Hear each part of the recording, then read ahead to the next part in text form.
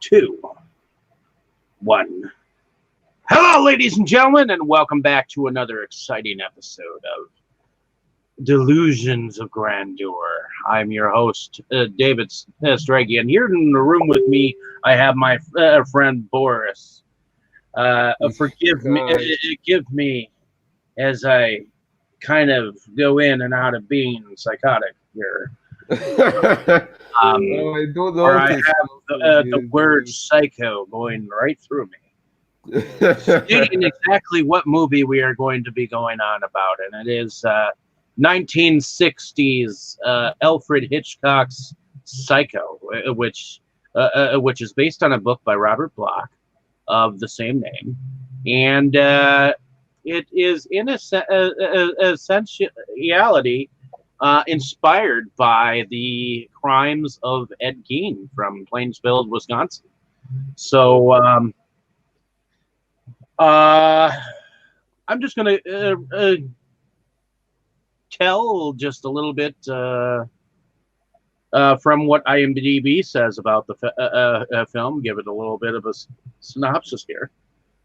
So a Phoenix secretary embezzles $40,000 from her employer's client, goes on the run, and checks into a remote motel run by a young man under the domination of his mother. So, what were your thoughts on this film, my friend? Well, it was definitely an interesting movie. I mean, I know it's a classic and I should have seen it a long time ago, but the first time I watched it was on Monday when we were originally supposed to have this discussion. I would say it's a pretty good psychological thriller. Maybe for today's standards, I would say it's not much of a horror movie. Like I said, it's more like a psychological thriller to me, and it's definitely interesting. It's suspenseful enough, especially if you don't know what to expect.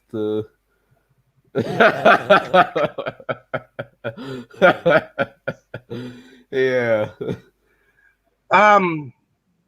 I myself have at least watched this film 6, if not 7 times, and I guess watching it again. I mean, you see that Anthony Perkins, who was playing the Norman Bates character in the story. I mean, the first half of this film,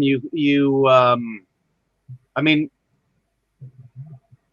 you have a woman who is not happy in her love life, much less her life in general, and so she's running from everything, and she just ends up at the wrong place at the wrong time, and you never know what kind of people you will come across when you're just getting away from it all. When she happens upon the motel, it's on a rainy night, and it's like she's the first contact that he's had in several years, probably, and the first kind thing to talk to him. So it made the spirit of his mother jealous, and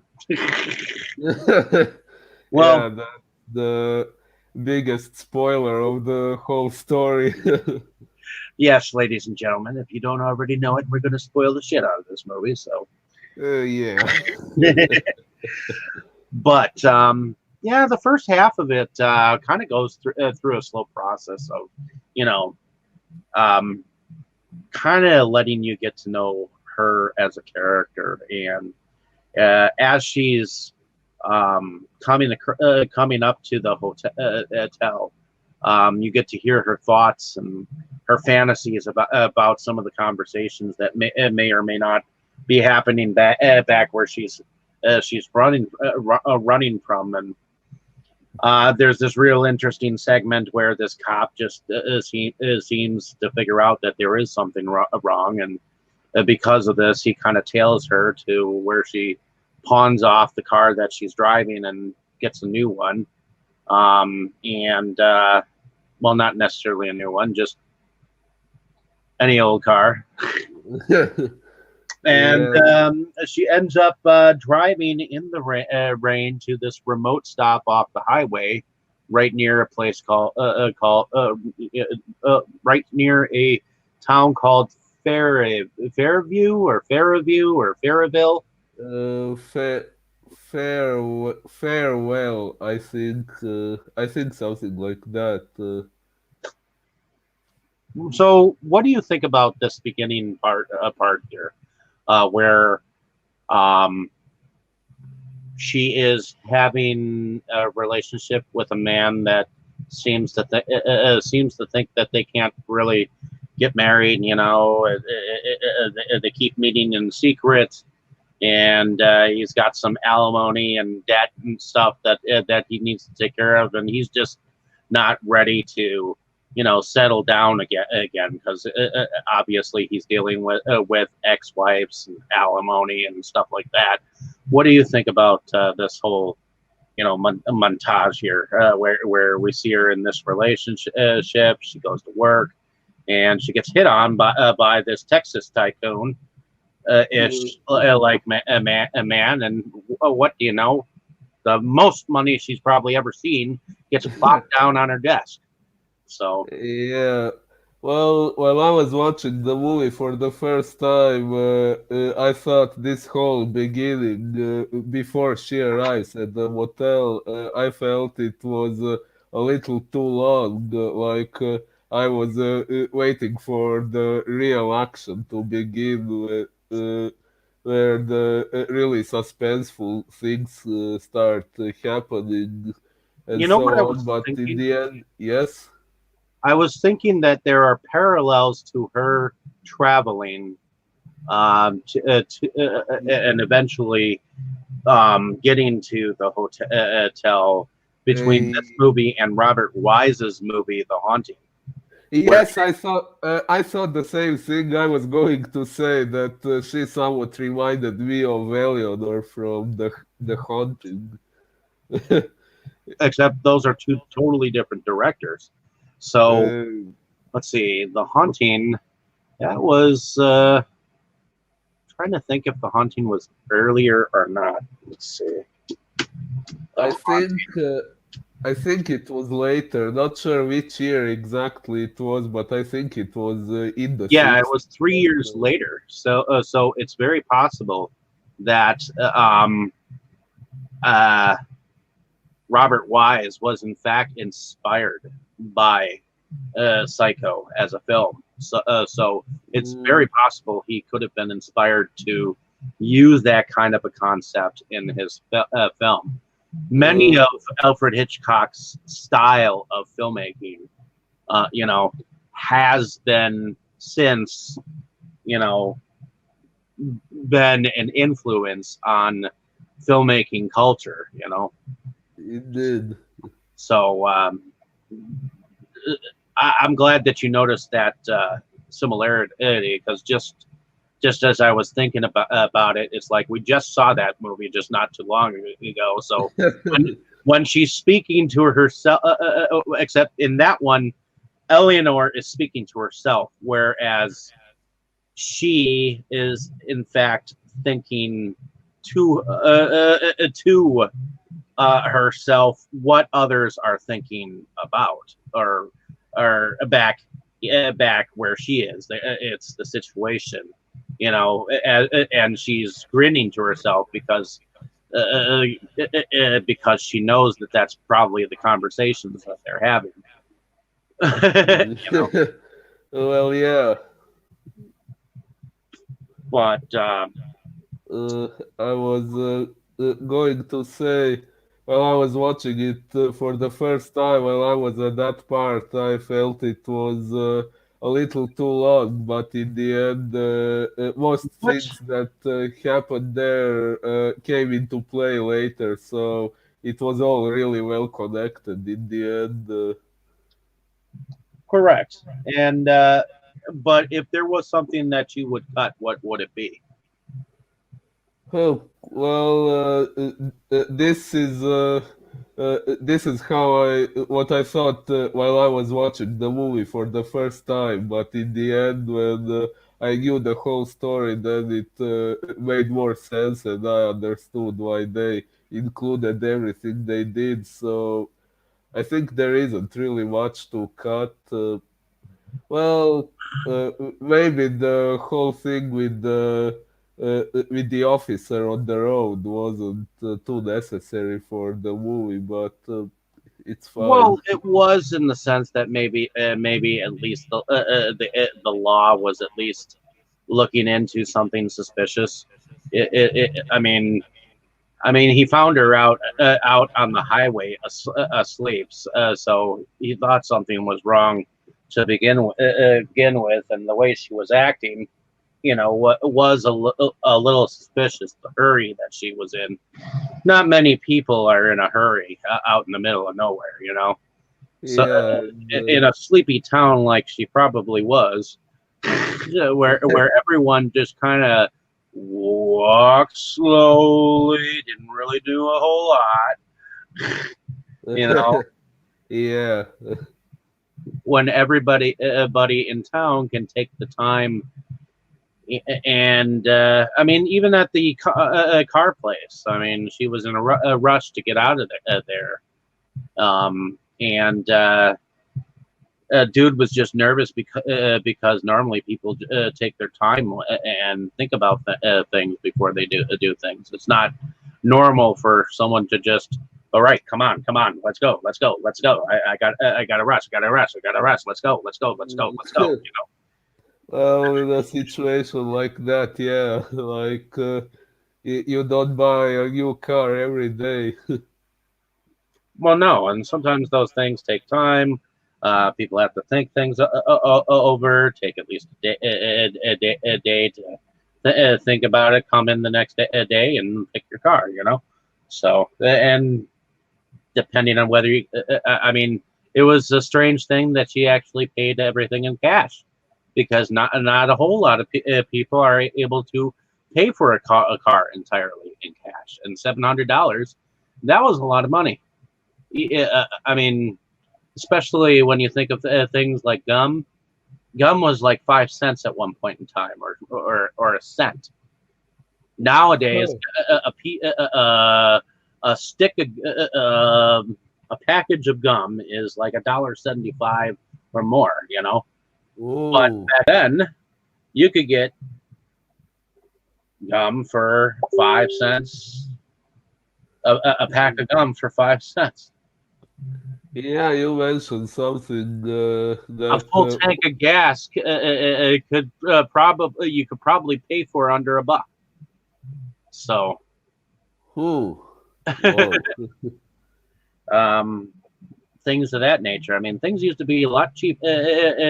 You could go to a movie theater for 5 cents, or Oh, wow, really? yeah, 25 cents for a double feature. Wow.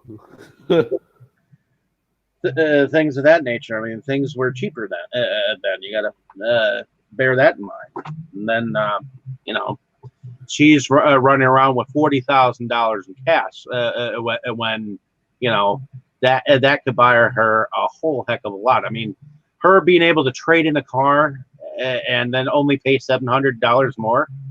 You think you can do that in this day and age? Not really.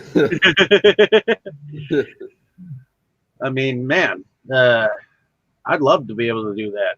Just go and be like, okay, um, only $700 more. Okay, I'm sure I can borrow that from someone.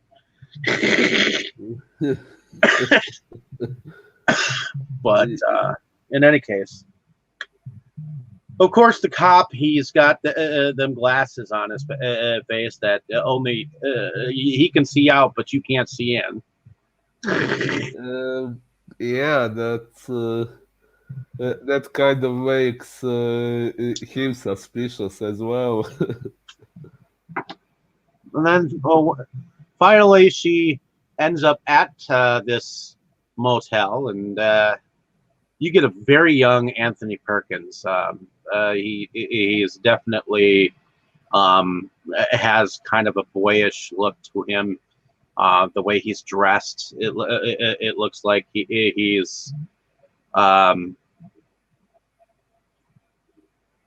and the way that he talks to her, he talks to her like he's lonely and he and needs companionship. So when he invites her up to the house at first, I mean, and Miss Crane, she ends up writing her name, or a different name in the book, in the hotel book that we see, and they end up having a conversation with each other while he has prepared her a couple of sandwiches because his mother won't let her up to the house.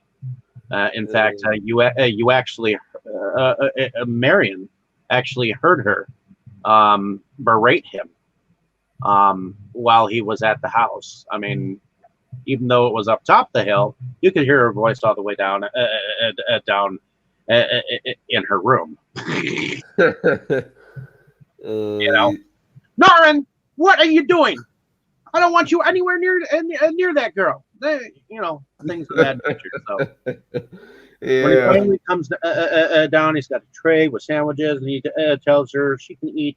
He's not hungry, and so they end up having a conversation. And it's this conversation that gets kind of eerie because he starts saying, she starts asking, well, do you ever go hang out with friends? And he takes a moment to pause, and he says, well, a boy's best friend is his mother. Yeah. And when she says, well, you know, you could put him in some plays, and he's like, what do you mean, an institution? Have you ever seen those places?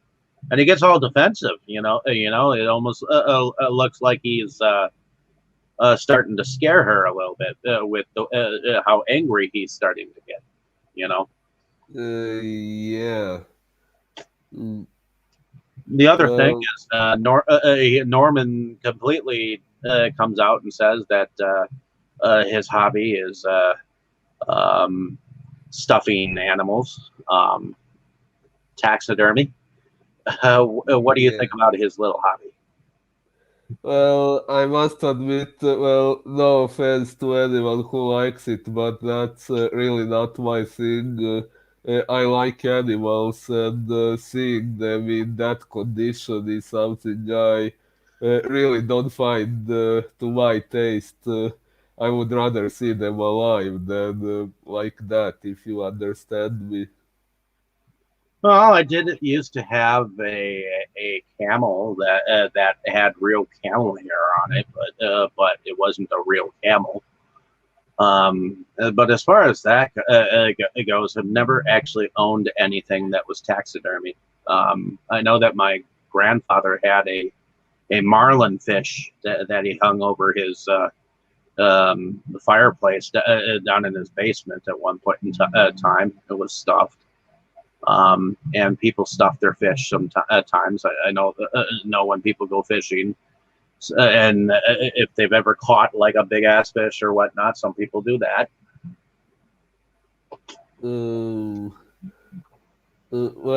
when I was I know that I have known people who have had deer and moose and whatever you want to call it mounted on their walls, but I've never, in fact, killed a deer. I have gone hunting myself. My uncle, while out and about, while we were hunting, shot a deer somewhat near us, and he ended up having to drag that deer all the 4 miles back to camp. leaving. Well, when you gut a deer, it's a different story. Well, I guess, but I think being a hunter is something I could never bring myself to do. I think I could never kill an animal, no matter why, or I don't think I could either. It's just kind of what my family kind of did at one point in time. When my grandfather was alive, we went down a certain trail. I always ended up sleeping, like throughout the whole thing. Like we'd go out, plop a spot, and my dad would kick me awake. And my cousin always jokes that what is it that my uncle said, "Hey, look, there's your cousin." And he's like, "Where?" "Right there." And there I was lying, sleeping and snoring. So it was always bow hunting that we did. But I know that my uncle is a bigger game kind of a person. He'll actually go during gun season and hunt deer. I know my sister's husband. He's more of a duck hunter, but he's a bigger hunter than I am. And uh, I guess if I ever went somewhere to do something, I'd probably go fishing. But when I was a kid, I couldn't care. I could take a fish off the hook and have no problem doing it. Now, as an adult, if I caught a fish, I would be like, "Yeah, I don't want to touch it," and try to get it off the hook or whatnot. But I remember the first fish that I caught, and it was on my grandpa's bamboo pole. Um, he was putting a worm on my hook when his started bobbing up and down, and I ended up picking up his stick, and it ended up being a northern pike. oh. We put it back and whatnot, but I reeled it in and took it, and my grandfather helped me take it off the hook. But other than that, I haven't really done too much hunting. I mean, for many years, it was more about the camaraderie and coming back and having having lunch, and then at the end of the whole trip, my grandfather would cook up what he called worms. Uh, It, yeah, it was mashed potatoes, ground beef, and onions. Cooked all together, and you just put it on top of it, and that's how we'd eat it. And that was the ending meal before we went home or whatnot. It was kind of a tradition. But my grandfather, he died of colon cancer. So oh, I'm sorry to hear that. thank you. But in any case, let's get back to the movie here. So we see all these birds and things that he's stuffed. And what do you think about that whole scene or where he's talking about not putting her in a home and the way people are and things of that nature? What do you? Well, I think it's a really well-made scene. It really shows Anthony Perkins' capacity as an actor. Like when we get to see Norman for the first time, like if we hadn't already heard that Norman Bates is the main villain of the movie, which I had heard. But if we didn't know that, when he appears for the first time, there is probably no way we would suspect him being the kind of person we later Well, find it's out not he is. technically Norman Bates who is the perpetrator of this whole thing. He's Uh, actually kind of innocent. It's his mother. yeah, kind of, yeah. Uh, But but yeah, as we find out later in the psychosis of him, evidently 10 years ago, his mother supposedly was found in bed with her lover, poisoned. What we didn't get, which is what came out later, is that Norman, in fact, killed both of them, and uh, ultimately stole his mother's body from her own grave, weighted the coffin down, and brought her back to make it appear, at least in his mind, that she was still alive. uh, ye- yeah, uh, that was a pretty good twist, I would say. But I was originally going to say when he appears for the very first time, he looks completely innocent. But then when we see these stuffed birds and when we hear the way he talks about his mother and how he gets angry when Marion suggests putting her in an institution and so on, that's where we start to get the feeling that something is strange about him, and we start suspecting that he might be a bad guy. Well, Uh, one wonders if Miss Crane had not mentioned anything about a home to Norman, if she would have been still alive in the morning and survived the night. But because she said that, and because he went so dark, I think that's why she had to um, go. If you know what I oh, mean. you think it was because of that?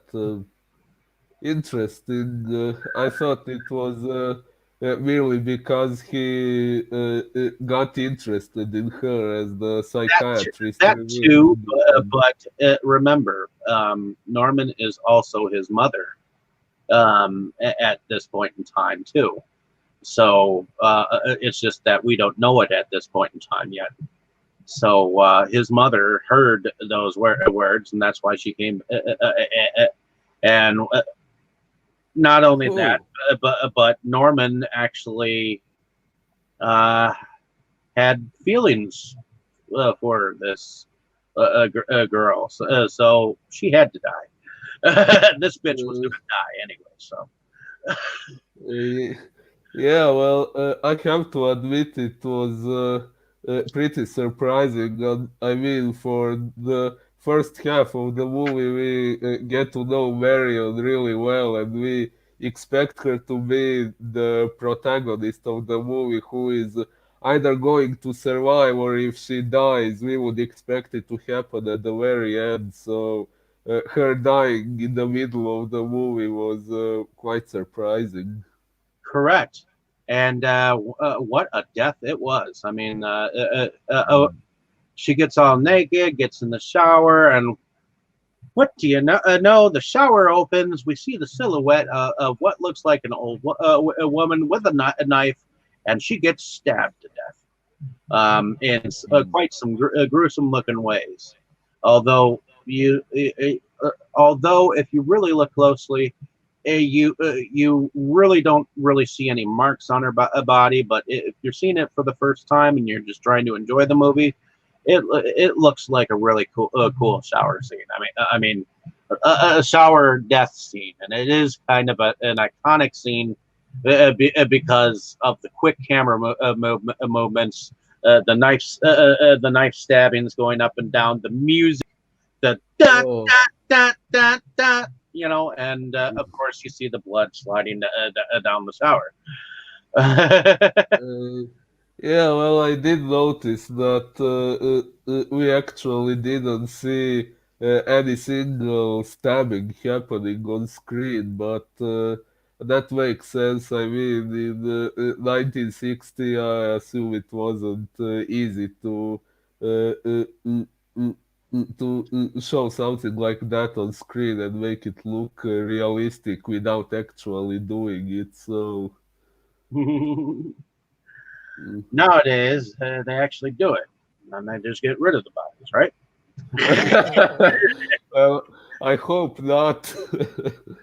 But in any case, after the shower scene, we get a very curious moment where Norman is actually cleaning up the whole incident.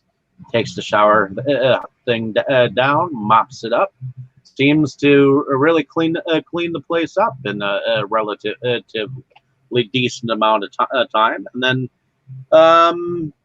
not too long after that we see a couple of scenes with Marion's sister, or Miss Crane's sister, where she has gone to the supposed boyfriend friend where he works, and what do they know? A private detective swoops in on their conversation, and with his suspicious mind, and ends up tracking down where Miss Crane supposedly spent the night.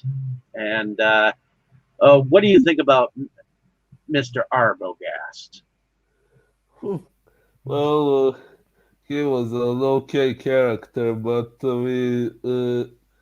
I guess we didn't really get to know him too well as he got killed rather quickly.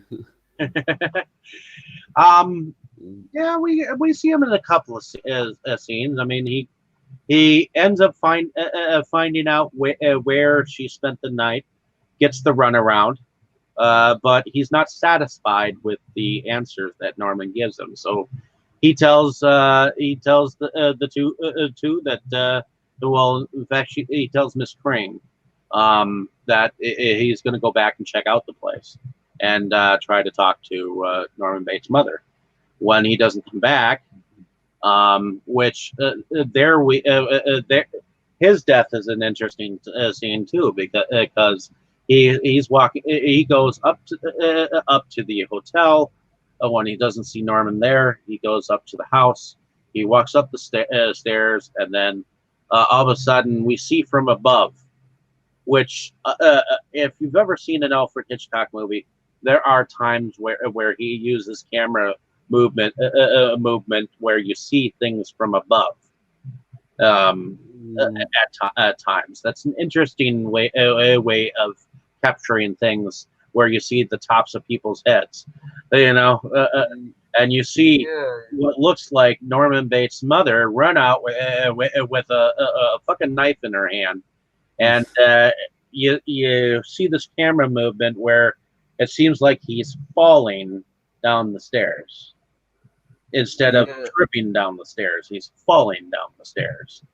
You know, yeah, yeah, that was well, for the time when the movie was made, it's pretty good actually.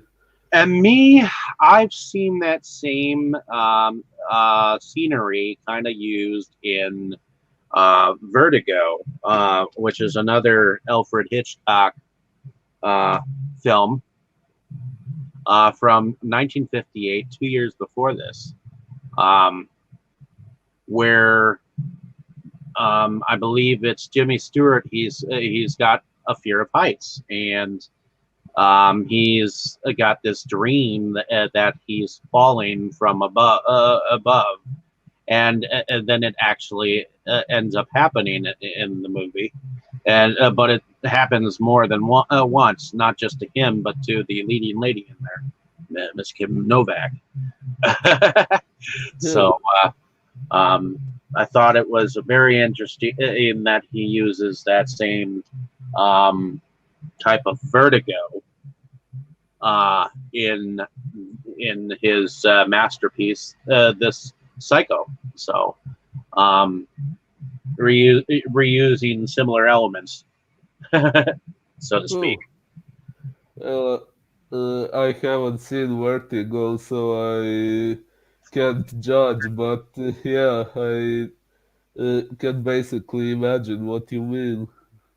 But in any case, then of course. Norman is making sure, because evidently where he's taken Miss Crane's body is out in the swamp area, supposedly on the same grounds of where the Bates Motel is located, somewhere out back. And it appears that he is watching his evidence get sunk into the swamp when Miss Crane's sister and the guy that she was seeing shows up at the motel, and he's screaming Arbogast's name. Norman appears to hear him, but he's not happy. he, you see him in silhouette, and you see that that he's like, God damn it! Can't they just go away? Leave the situation alone. Yeah. So, what do you think about the characters of the sister and the man who supposedly was in love with Miss Crane? Well, first of all, I was impressed by the actress who played the sister, looking fairly similar to the actress who played the first Miss Crane. Like it almost looks like they are sisters in real life. So uh, that looked pretty interesting. Now about the characters, well, I guess it made sense. They wanted to find out what happened to a person who was close to them and who went missing. Uh, but yeah, I guess we don't really get to know too much about them aside of their investigation about Marion. Well, we get her sister is name is Lila Crane. And, Yes. Lila Crane is played by Vera Miles, and let's see, Marion Crane is played by Janet Leigh. So Mr. Loomis is the young man who is the supposed lover of Marion Crane, and he is in this whole mix because Because of depth. well, because they were, affianced, sort of. They were in love, so to speak, and he wants to make sure that Miss Crane is all right and what happened to her as well, and he wants to get to the bottom of things himself, and he goes to the hotel once again with Miss Lila Crane, and he gets Norman into some conversation to allow Miss Lila to go into go up to the house and look for Miss Crane or any evidence of Miss Crane, even if it's to talk to Mrs. Bates, which she heard was apparently still alive. And when she finally finds her in the basement, in the cellar, in the fruit cellar, what did you think about that scene? Well, I think it was a good strategic move on Sam and Lila's part, distracting Norman for Lila to go inside the house. And it was a very suspenseful scene. And I also have to say I liked the interior of Norman's house, all those statues and ornaments. That was pretty nice. But speaking of, yes, Well, and the room when she went up to it, it seemed like the room was kept the same way that his mother had kept it. I mean, there were dresses still hanging up, all of her makeup and jewelry and all that jazz seemed to be in its place. But what was strange is that she noticed that there was an imprint on the actual bed itself, like someone had actually laid there at one point in time. So that was a little creepy, seeing the imprint of someone having laid there. I mean, supposedly, Norman's mother has been dead these last 10 years. How the fuck is there an imprint on the bed unless someone had actually spent some time in the bed? Mm. Well, I guess Norman was keeping her body there or something. Either that or Norman was sleeping in his mother's bed. Oh, uh, well, there are sequels from what I understood, so maybe we are going to find out more. Oh yeah, we can definitely find out some more. I mean, those sequels weren't necessarily directed by Alfred Hitchcock, but at least three, if not four of them, do have Anthony Perkins reprising the role at least. So that's at least good.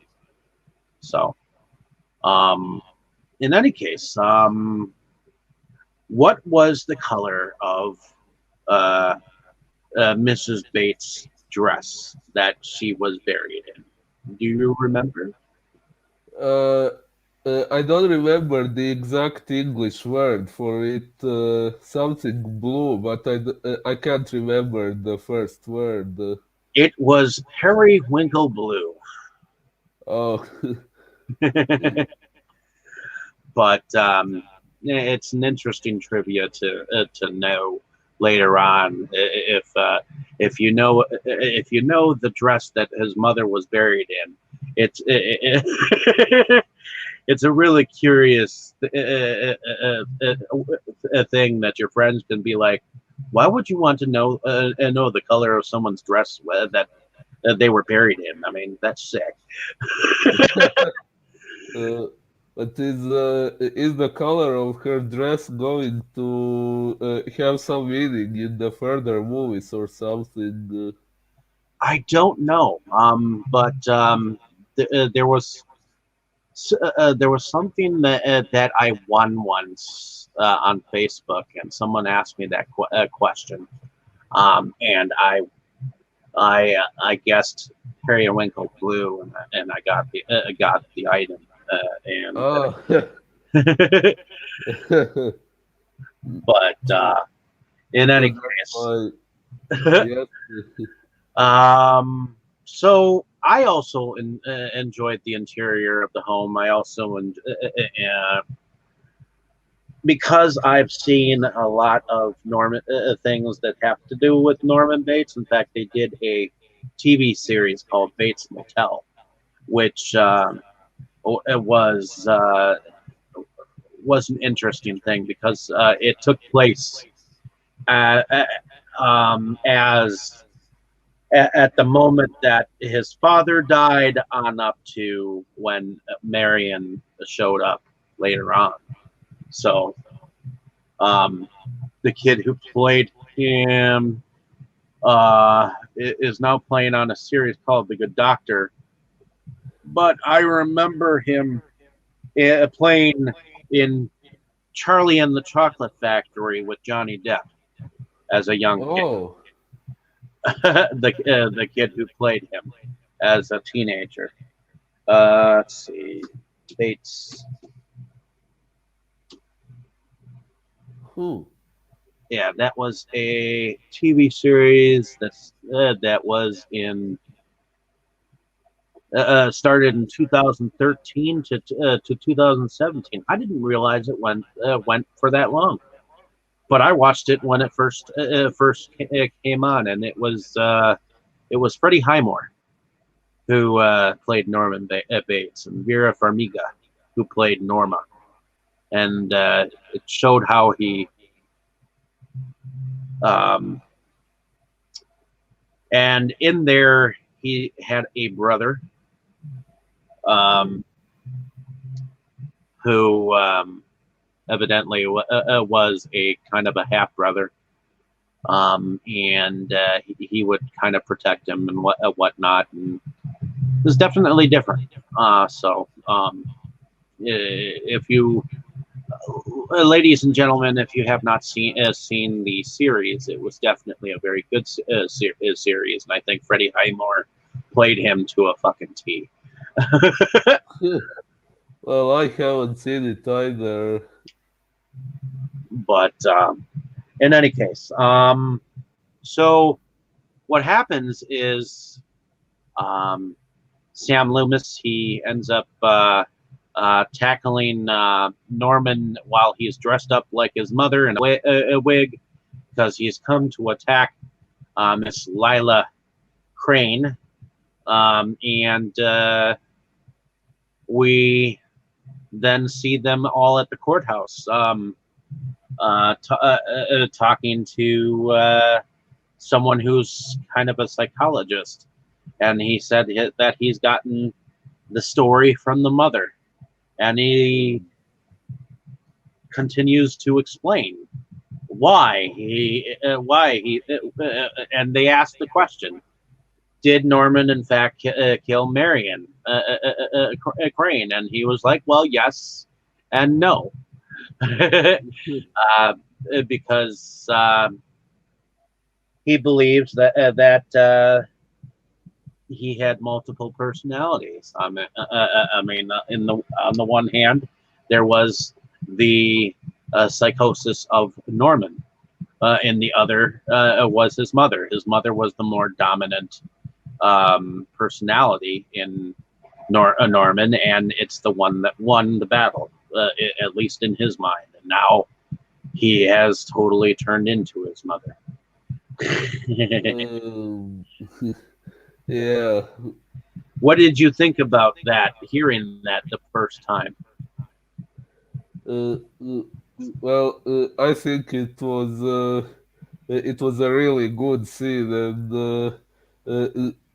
the explanation was really well thought out.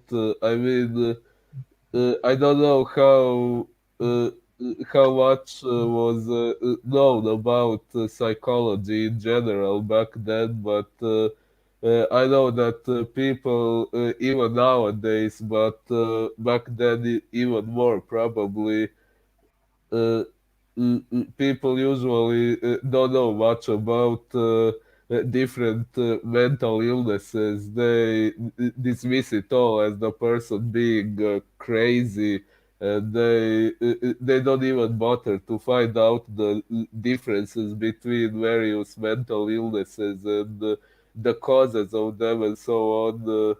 The fact that whoever wrote this scene knew so much about this particular disorder to write it so well, that was pretty impressive, in my opinion. I think so. I mean, the writing behind this was definitely really good. Good. The direction of it was really good. Good. The screenplay was written by Joseph Stefano, and I'm just looking really quickly. What else Joseph Stefano has actually, in fact, written? It looks like he was the writer behind the remake of Psycho. Definitely the writer behind much of the original Swamp Thing. 14 episodes of the original Swamp Thing. Let's see. He was the writer of 3 episodes. Looks like the story and the writer behind 5 episodes of Swamp Thing. He was the writer for the TV movie for Psycho 4, the beginning. I guess before this, he was the writer of, and he actually did some miscellaneous crew stuff for The Outer Limits. But he wrote the stories behind 12 episodes of the Outer Limits show. And it looks like he was a writer behind The Black Orchid. He was the writer of Snow Beast from 1977. And he wrote some of the episodes behind two of the newer episodes from the 1990s. And I guess in 2010, he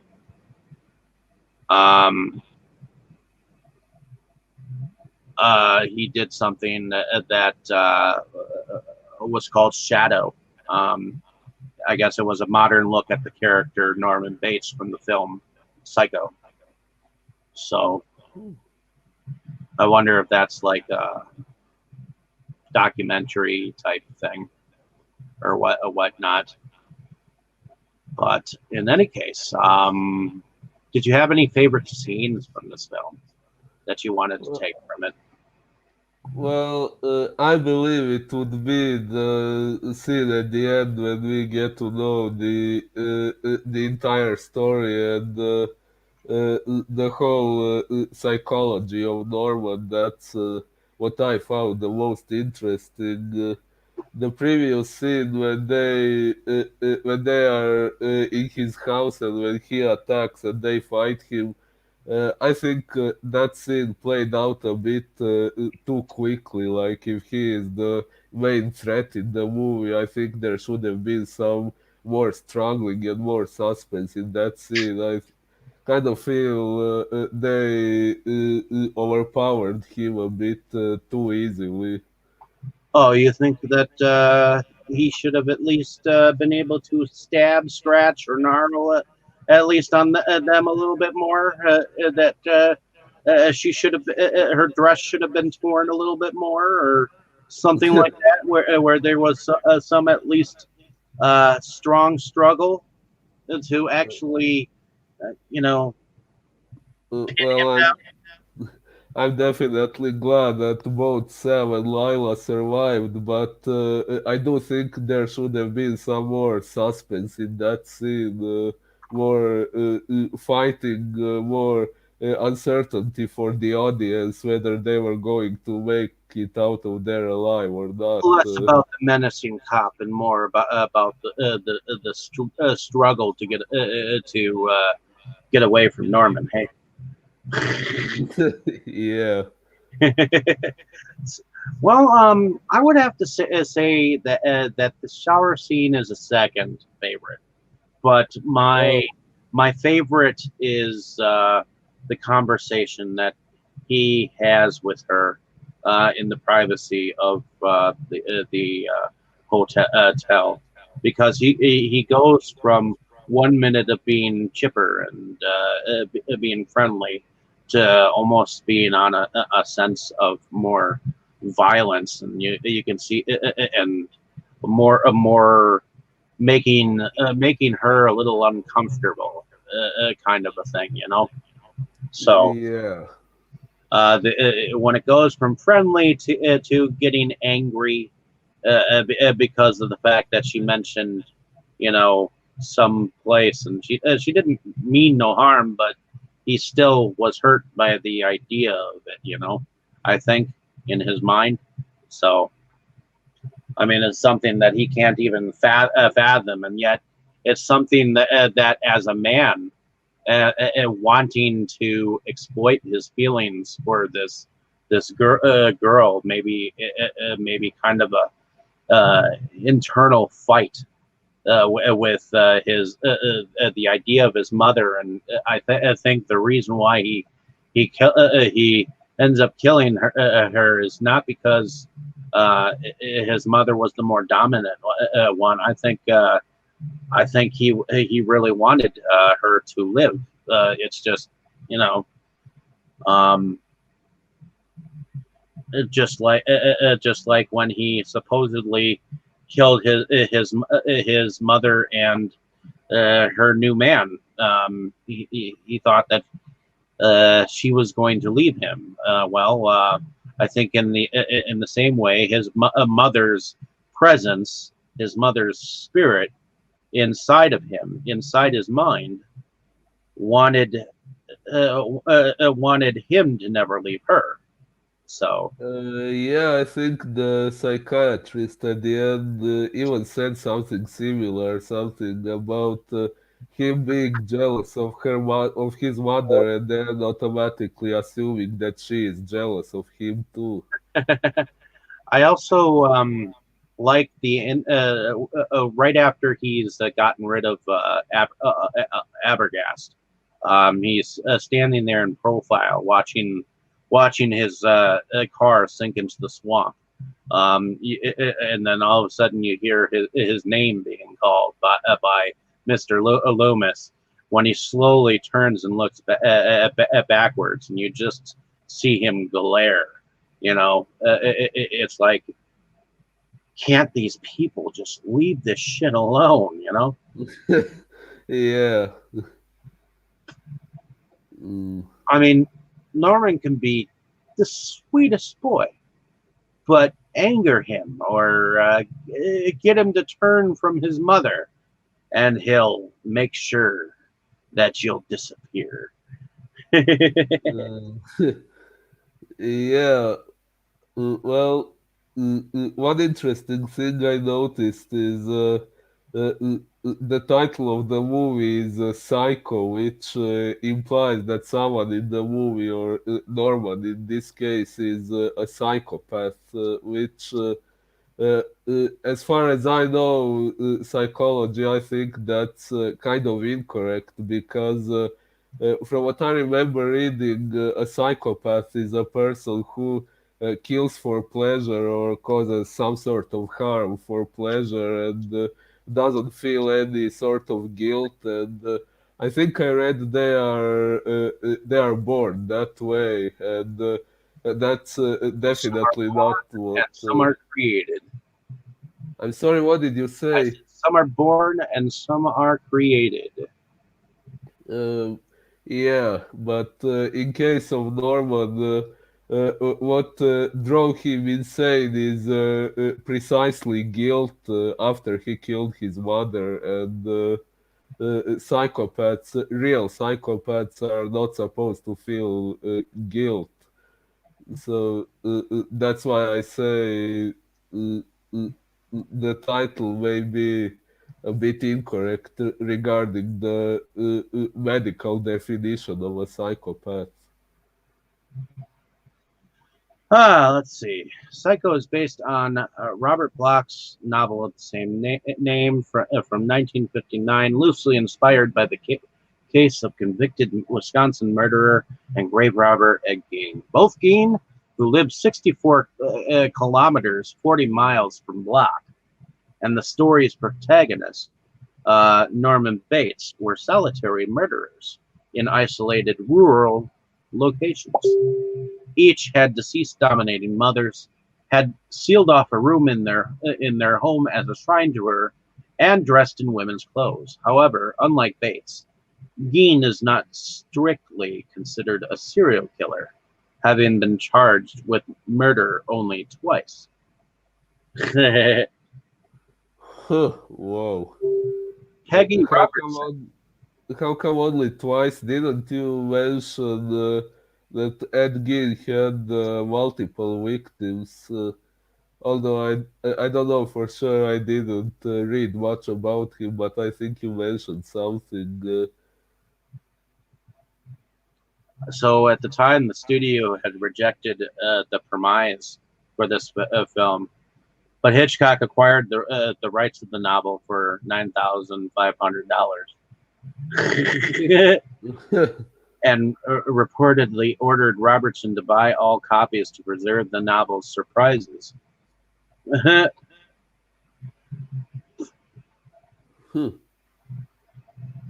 I guess Hitchcock had to face genre competitors whose works were critically compared to his own, and he was seeking new material to recover from two aborted projects with Paramount, Flamingo Feather and No Bail for the Judge.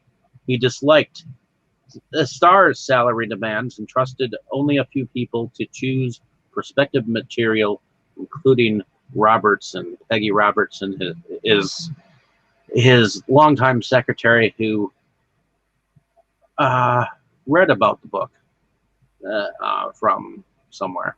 So,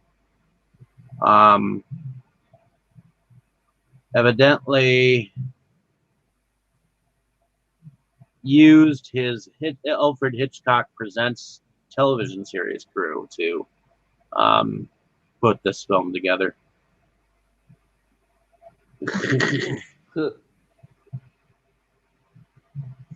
But in any case, he had some fight to actually develop this project. It looks like. So eventually Paramount agreed to make the film, but they were almost afraid to market it because of its subject matter. So, and of course, it was supposedly a frightening movie at the time. So, in any case, just to speak a little bit on the music, the music of film.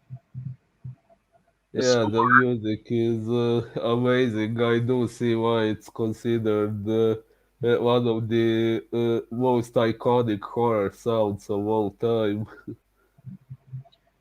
The score was done by Bernard Herrmann, who and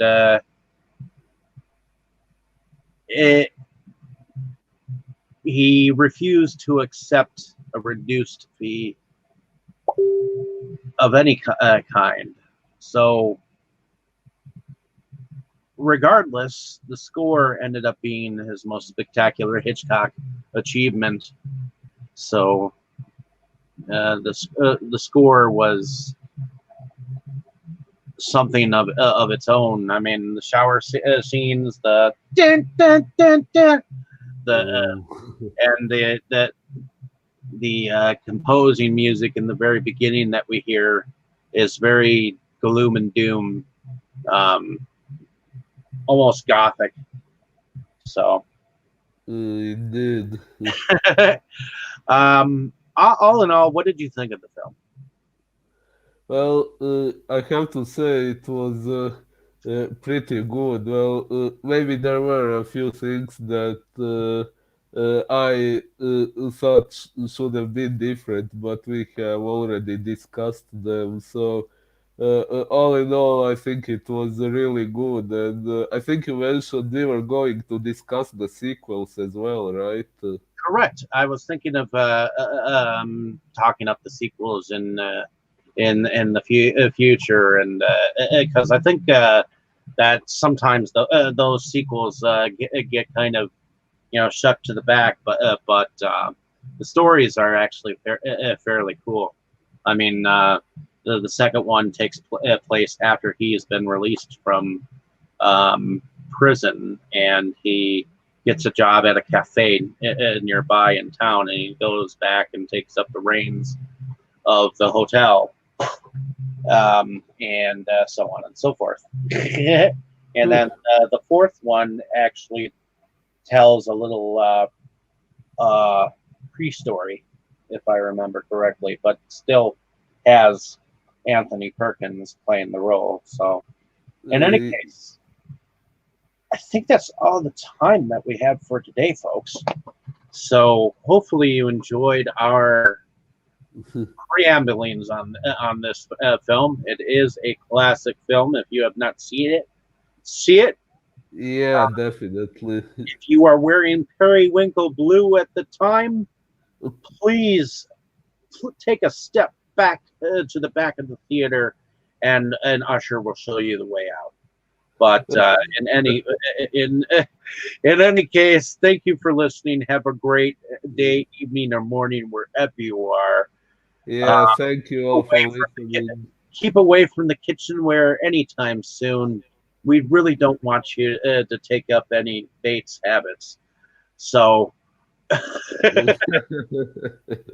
But I did happen to have a television teacher, and his name was Master Bates.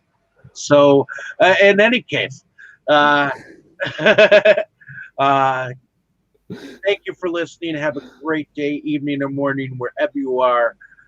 Thank you for watching. It's been a pleasure. Yeah, thank you all once again.